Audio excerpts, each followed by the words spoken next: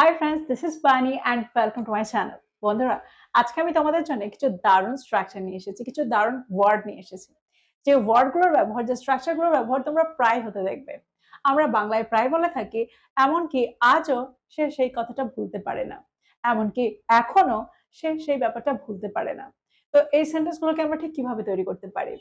যদি আমি বলি চাকরিটা থেকে ভালো টাকা তো পাওয়া যায়, কিন্তু অন্যদিকে আবার এটা খুব টাইম টেকিং। চাকরিটা আমার সমস্ত সময় নিয়ে নেয়।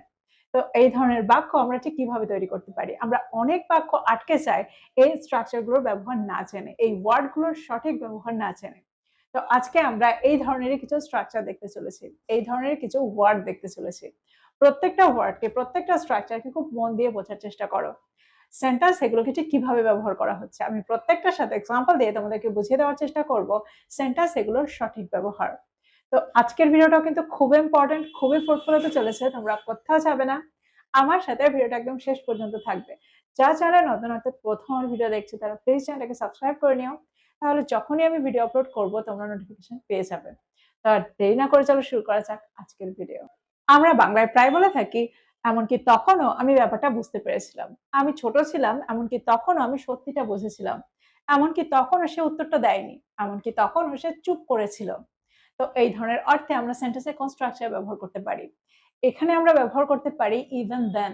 ইভেন দেন সেন্টেন্স দেখো, সেন্টেন্সে আমরা ইভেন দেন কে ঠিক কোন অর্থে ব্যবহার করছি, কিভাবে ব্যবহার করছি?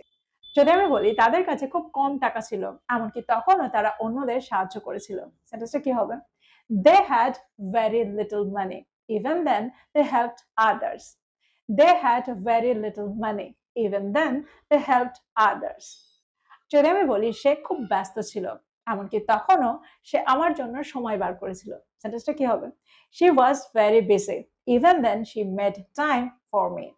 She was very busy. Even then, she made time for me. যদি আমি বলি আমি খুব ছোট ছিলাম, এমনকি তখনও আমি সত্যিটা বুঝেছিলাম, I was very young. Even then, I understood the truth. I was very young. Even then, I understood the truth.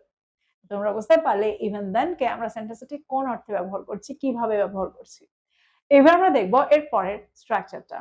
আমরা প্রায় বলে থাকি, এমনকি আজও সে ব্যাপারটা ভুলতে পারে না, এমনকি আজও সে তার জন্য অপেক্ষা করে বসে আছে, এমনকি আজও সেটা তাকে খুব কষ্ট দেয়।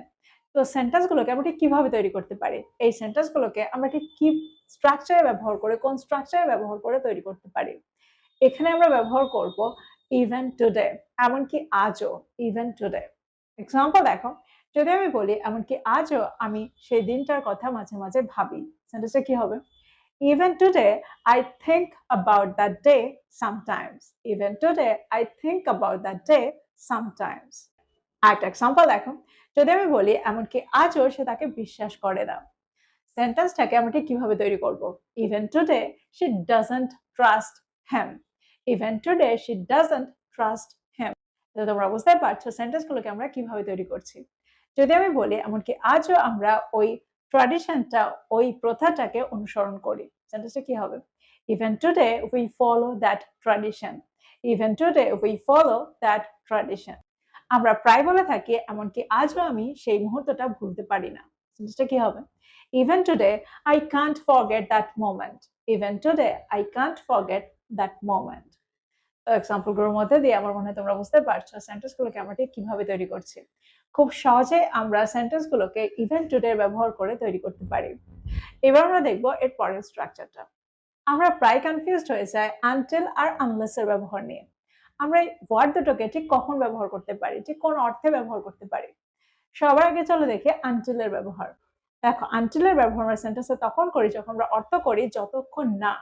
দ্যাট মিনস পর্যন্ত বোঝায়, একটা সময় পর্যন্ত বোঝায়। দেখো, এখানে আমরা ফোকাস করি টাইম লিমিটের উপর, up to a point. Example দেখো, যদি আমি বলি আমি তোমার আসা পর্যন্ত অপেক্ষা করব, I will wait until you come. I will wait until you come. তো তোমরা বুঝতে পারছো এখানে আমরা একটা সময়ের উল্লেখ করছি, অর্থাৎ তুমি আসা পর্যন্ত, একটা সার্টেন টাইম পর্যন্ত আমি এখানে অপেক্ষা করব, যতক্ষণ তুমি না আসছো ততক্ষণ আমি যাব না। তো এখানে আমরা একটা সময়ের উল্লেখ করছি। আর একটা এক্সাম্পল দেখো, যদি আমি বলি আমি ফিরে আসা না পর্যন্ত এখানে থাকো, stay here until I get back. Stay here until I get back. একটা এক্সাম্পল দেখো, যদি আমি বলি আমরা মধ্যরাত পর্যন্ত কথা বলেছিলাম, সেন্টেন্সটা কি হবে? We talked until midnight. We talked until midnight. এবার আমরা দেখবো আনলেস এর ব্যবহার। সেন্টেন্সে আমরা আনলেস কে ঠিক কোন অর্থে ব্যবহার করি? দেখো, আনলেস কে আমরা সেন্টেন্সে একটা শর্ত বোঝাতে ব্যবহার করে থাকি। যদি না, ইফ নট, আমরা ইফ নট এর পরিবর্তে আনলেস কে ব্যবহার করে থাকি। এক্সাম্পল দেখো, যদি আমি বলি যদি তুমি পড়াশোনা না করো তুমি ফেল করবে, সেন্টেন্সটা কি হবে? Unless you study, you will fail. Unless you study, you will fail.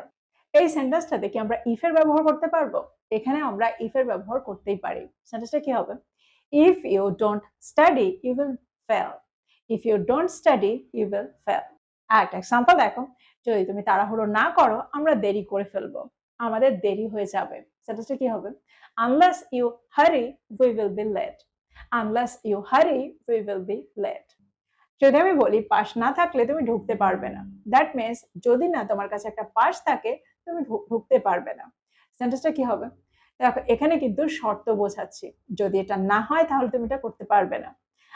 You can't enter unless you have a pass. You can't enter unless you have a pass. বা আমরা এভাবেও বলতে পারি unless you have a pass, you can't enter. আরেকটা example দেখো, আমরা প্রায় বলে থাকি সে আমাকে কল না করলে আমি তাকে ফোন করব না। সেন্টেন্সটা কি হবে? Unless she calls me, I will not call her. Unless she calls me, I will not call her. দেখো, এখানেও কিন্তু আমরা একটা শর্ত বোঝাচ্ছি, যদি না সে আমাকে ফোন করে আমি তাকে ফোন করব না। Unless she calls me, I will not call her. I won't call her. আমরা প্রায় সেন্টেন্সে ব্যবহার হতে দেখি ইভেন সো। ইভেন সো কে আমরা সেন্টেন্সে কোন অর্থে ব্যবহার করে থাকি? ইভেন সো কে আমরা সেন্টেন্সে তখন ব্যবহার করব যখন আমরা কন্ট্রাস্ট বোঝাবো, অর্থাৎ কন্ট্রাস্ট শো করব। অর্থাৎ যখন আমরা বলবো তবুও বা তার সত্ত্বেও এটা হয়েছিল, তার সত্ত্বেও এটা হয়েছিল। যদি আমি বলি আমি সত্যিই খুব ক্লান্ত ছিলাম, তার সত্ত্বেও বা তবুও আমি কাজটা শেষ করেছিলাম, সেন্টেন্সটা কি হবে? I was really very tired. Even so, I finished the work. I was really very tired. Even so, I finished the work. একটা এক্সাম্পল দেখো, যদি আমি বলি সে নার্ভাস ছিল, তবুও বা তার সত্ত্বেও সে আত্মবিশ্বাসের সাথে কথা বলেছিল, সেটা কি হবে? She was nervous. Even so, she spoke confidently. She was nervous. Even so, she spoke confidently. একটা এক্সাম্পল দেখো, যদি আমি বলি সে খুব ব্যস্ত, তবুও বা তার সত্ত্বেও সে সব সময় তার পরিবারের জন্য সময় বার করে, সেটা কি হবে? He is very busy. Even so, he always makes time for his family. He is very busy. Even so, he always makes time for his family. তো সেন্টেন্সটাতে তোমরা বুঝতে পারছো সেন্টেন্সে আমরা ইভেন সো কে ঠিক কোন অর্থে ব্যবহার করছি? He is very busy. Even so, he always makes time for his family. তো এখানে আমরা ইভেন সো কে তার সত্ত্বেও বা তবুওর অর্থে ব্যবহার করছি। দেখো, কন্ট্রাস্ট শো করতে সেন্টেন্সে আমরা অন দ্য আদার হ্যান্ড এর ব্যবহার প্রায় হতে দেখি। অন দ্য আদার হ্যান্ড কে আমরা সেন্টেন্সে কোন অর্থে ব্যবহার করে থাকি? অন দ্য আদার হ্যান্ড এর অর্থ হলো অন্যদিকে। এক্সাম্পল দেখো, যদি আমি বলি আমি ভ্রমণ করতে চাই, অন্যদিকে আমার টাকা জমানো দরকার। দেখো, দুটোতে কিন্তু কন্ট্রাস্ট শো করছে। আমার টাকা জমানো দরকার অথচ আমি ঘুরতে ভালোবাসি, আমি ঘুরতে চাই। তো সেন্টেন্সটাকে আমরা কিভাবে তৈরি করব? I want to travel. On the other hand, I need to save money. I want to travel. On the other hand, I need to save money. অন্যদিকে আমার টাকা জমানো দরকার, টাকা সঞ্চয় করা দরকার। আরেকটা এক্সাম্পল দেখো, যদি আমি বলি প্রস্তাবটা আকর্ষণীয়, অন্যদিকে এতে কিছু ঝুঁকি আছে, সেন্টেন্সটা কি হবে? The offer is attractive. On the other hand, it has some risk. The offer is attractive. On the other hand, it has some risk. আরেকটা এক্সাম্পল দেখো, যদি আমি বলি আমি আমার কাজটাকে ভালোবাসি, অন্যদিকে এটা আমার সমস্ত সময় নিয়ে নেয়, সেন্টেন্সটা কি হবে? আমার সব সময় নিয়ে নেয়। I love my work. On the other hand, it takes up all my time. I love my work. On the other hand, it takes up all my time. একটা এক্সাম্পল দেখো, যদি আমি বলি খাবারটা সুস্বাদু, অন্যদিকে এটা খুব একটা স্বাস্থ্যকর নয়। The food is delicious. On the other hand, it's not very healthy. The food is delicious. On the other hand, it's not very healthy, but it's not so healthy. তো এক্সাম্পলগুলোর মধ্যে দিয়ে আমার মনে হয় তোমরা বুঝতে পারলে সেন্টেন্সে আমরা the other hand কে ঠিক কোন অর্থে ব্যবহার করছি। তো এই ছিল কয়েকটা ইম্পর্টেন্ট ওয়ার্ড আর ইম্পর্টেন্ট স্ট্রাকচার। আমার মনে হয় প্রত্যেকটা স্ট্রাকচার, প্রত্যেকটা ওয়ার্ডকে তোমরা বুঝতে পারলে। দেখো এইগুলো প্রচন্ড বেসিক আর ঠিক তেমনই ইম্পর্টেন্ট, তেমনই ইউজফুল। আমরা প্রায় সময় সেন্টেন্স এগুলোর ব্যবহার দেখি, আর ঠিক সেই কারণে এগুলোর ব্যবহার আমি তোমাদের জন্য নিয়ে এসেছি। এগুলোকে সেন্টেন্সে ঠিক কিভাবে ব্যবহার করতে হয় আজকের পরে আমার মনে হয় তোমাদের আর ভুল হবে না। তো প্রত্যেকটা স্ট্রাকচারকে নোট ডাউন করো, প্রত্যেকটা ওয়ার্ডকে নোট ডাউন করো, আর এগুলো দিয়ে প্রচুর সেন্টেন্স তৈরি করো, আর সেগুলোকে প্রতিদিনের কনভারসেশনে ইনক্লুড করো, আর নিজেদের সেন্টেন্সগুলোকে আর একটু ফ্ললেস তৈরি করো। তো এই ছিল আজকের ভিডিও, এই ছিল আজকের টপিক। ভিডিওটা ভালো লাগলে লাইক করতে ভুলে যেও না, বন্ধুদেরকে শেয়ার করো যারা ইংরেজি শিখছে। So this is all about today. I will be back with another video. Till then, take care. Thank you for watching this video. Bye bye.